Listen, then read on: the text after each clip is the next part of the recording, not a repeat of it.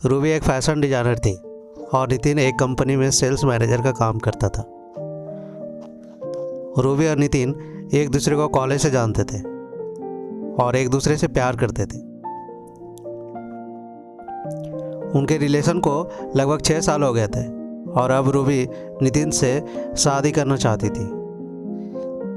पिछले महीने नितिन का प्रमोशन हुआ था, तो इसी कारण से उसे दूसरे शहर में शिफ्ट होना पड़ा था। जाने से पहले वो रूबी से मिला था।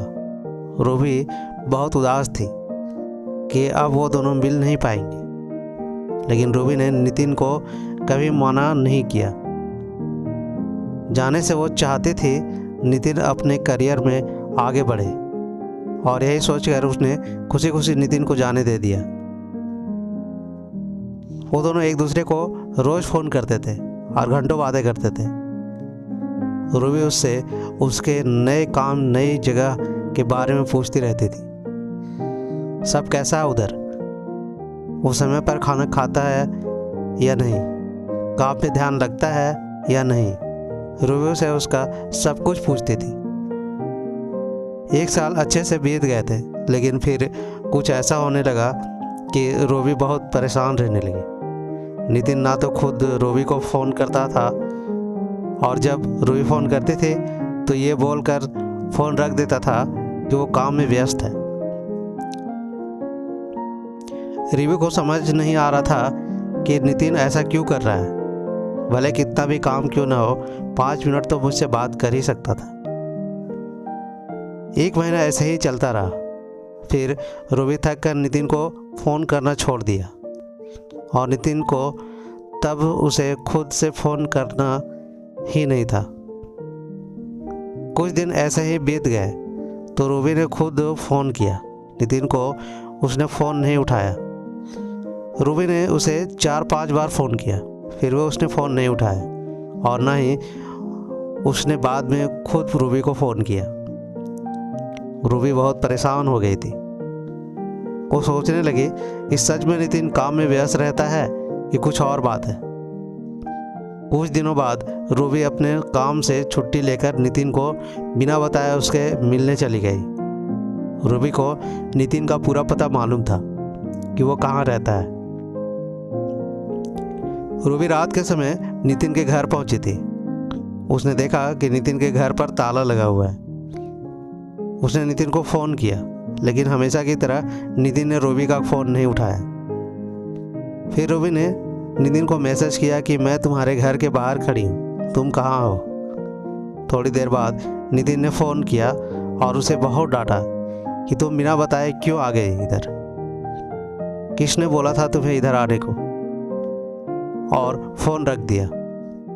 उसने रूबी की कोई बात नहीं सुनी। रूबी उसके घर के बाहर ही बैठे रह गई कि शायद नितिन को ऑफिस में बहुत काम हो और मैं बिना बताए आ गई, इसलिए वो गुस्सा हो गया होगा और वो उसके घर के बाहर ही बैठे उसका इंतज़ार कर रही थी। सफ़र में रूबी बहुत थक गई थी और इधर बैठे बैठे रूबी की आंख लग गई और वो सो गई।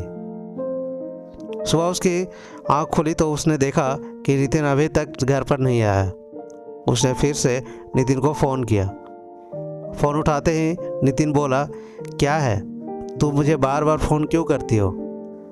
रूबी बोली, तुम कहाँ हो, रात भर तुम घर पर नहीं आए, मैं इधर तुम्हारे घर के बाहर कल रात से तुम्हारा इंतज़ार कर रही हूँ। नितिन गुस्से में बोला, तुम चली जाओ, मैं नहीं आ सकता। रूबी की आंखों में आंसू आए। रूबी बोली, क्यों कर रहे हो ऐसे, मेरी क्या गलती है ये बताओ। नितिन बोला, तुम जाओ, मुझे तुमसे कोई बात नहीं करनी, और फिर फ़ोन रख दिया। रूबी बहुत रोने लगी। उसके पास वापस जाने के अलावा और कोई रास्ता नहीं था। वो अनजान शहर में नितिन को कैसे और कहाँ ढूंढती। फिर उसने सोचा कि नितिन के पड़ोसन से एक बार पूछ ले कि नितिन यहीं रहता है कि नहीं। उसने पूछा तो उसे पता चला कि पिछले 1 महीने से नितिन यहाँ नहीं रह रहा है। यह सुनकर उसे और बुरा लगा कि नितिन ने ऐसे कुछ नहीं बताया कि वो कहीं और शिफ्ट हो गया है। पहले नहीं बताया था, ठीक है, लेकिन अब जब मैं यहाँ आ गई हूँ फिर भी उसने कुछ नहीं बताया और न ही मिलने आया। वो वहाँ से अपने घर लौट गई। वो बहुत बेचैन हो रही थी, नितिन ऐसा क्यों कर रहा है। वो नितिन को फ़ोन और मैसेज करती थी, लेकिन वो ना तो फ़ोन उठाता और ना ही मैसेज का रिप्लाई करता था। कुछ 15 दिनों बाद नितिन का फ़ोन आया। रूबी अपने ऑफिस में थी। उसने तुरंत फ़ोन उठाया और ऑफिस से बाहर निकली बात करने के लिए। वो पूछने लगी कि नितिन, तुम्हें क्या हो गया है? तुम मेरे साथ ऐसा क्यों कर रहे हो? मुझसे कोई गलती हुई है तो मुझे बताओ, लेकिन मुझे ऐसे इग्नोर नहीं करो, मुझसे बात करो। उधर से नितिन बोला, अब प्लीज़ तुम मुझे भूल जाओ। मैं किसी और से प्यार करता हूँ और उससे शादी करने वाला हूँ और पिछले 1 महीने से उसके साथ ही रह रहा हूँ, इसलिए तुमसे मिलने नहीं आया था। हो सके तो मुझे माफ़ कर देना, मैं अपना फ़ोन भी बदल रहा हूँ। इतना बोलकर नितिन ने फ़ोन रख दिया। रूबी ये सब सुनकर तो मानो जैसे उसके पैरों के नीचे ज़मीन खिसक गई। उसका दिल बहुत ही तेज़ से धड़कने लगा। वो रोने लगी और सोचने लगी कि ऐसे 6 साल का रिलेशन ऐसे कोई एक झटके में तोड़ सकता है। वो उसी वक्त ऑफिस से घर चली गई। वो बहुत रोई और फिर नितिन को फ़ोन करने लगी कि नितिन ऐसे नहीं कर सकता, वो मुझे छोड़कर नहीं जा सकता। लेकिन जैसे नितिन ने कहा था कि वो अपना फ़ोन नंबर बदल रहा है तो उसका फ़ोन भी नहीं लगा। रूबी डिप्रेशन में चली गई थी। वो 15 दिनों तक ऑफिस नहीं गई थी।